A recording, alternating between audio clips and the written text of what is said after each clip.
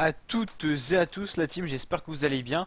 Aujourd'hui pour cette nouvelle vidéo, on se retrouve pour la présentation complète de l'étape 17 du Tour de France 2020.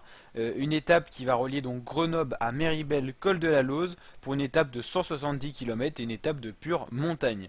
On aura dans une première partie une partie très plane où justement le maillot vert sera disputé avec un sprint intermédiaire qui interviendra au niveau de la Rochette. Ensuite on aura deux cols énormes, deux cols hors catégorie. Ce sont des monstres tout simplement par leur longueur et leur difficulté tout simplement. On a le col de la Madeleine, donc le premier col de la journée qui sera un col de 17 km à 8% de moyenne, ce qui est tout simplement énorme et ce qui va énormément fatiguer les organismes. En troisième semaine de course, on pourrait dès ce col avoir des défaillances. Ensuite viendra une descente assez longue où les coureurs devront être adroits et justement pas manquer de lucidité pour justement éviter les chutes. On aura un petit peu de plaine, notamment avec des passages dans des villes vallées comme Moutier ou encore Bride-les-Bains. Et ensuite on enchaînera avec une ascension de 21,5 km à 7,8% de moyenne qui correspond au col de la Lauze et une arrivée donc à la station de Méribel pour un hors catégorie qui devrait livrer de ses surprises.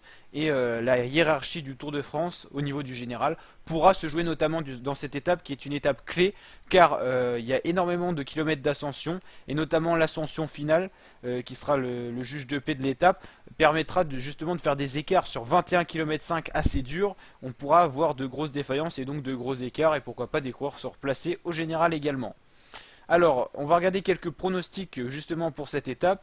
Alors là, on est sur un forum de passionnés, un site de passionnés pour le cycliste tout simplement. Et donc, on va regarder un petit peu les pronostics. J'ai regardé un petit peu avant et c'est vrai que c'est plutôt de bons pronostics. Alors là, par exemple, c'est Tadej Pogacar, donc vainqueur, deuxième Roglic. C'est ce qu'on a l'habitude de voir dans les étapes de montagne, donc c'est parfaitement logique. Miguel Angel Lopez, troisième, c'est logique aussi. On voit qu'il monte en force avec son attaque notamment aujourd'hui. Richie Porte qui tient bien et Adam Yates qui finalement joue le général. Donc ça paraît plutôt logique. Là on voit Pogacar, Roglic un peu pareil. Par contre là, Porte devant Lopez, on retrouve un peu les mêmes. Puis Landa et Enric Mas.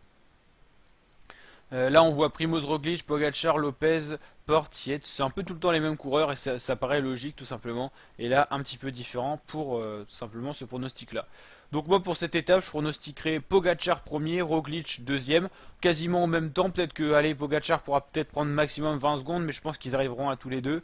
Et un peu plus loin un groupe avec par exemple Lopez, peut-être tout seul et Richie Porte et Adam Yates, pourquoi pas. Donc franchement c'est à peu près les mêmes pronostics, c'est pour ça que j'ai pris tout simplement ce site là.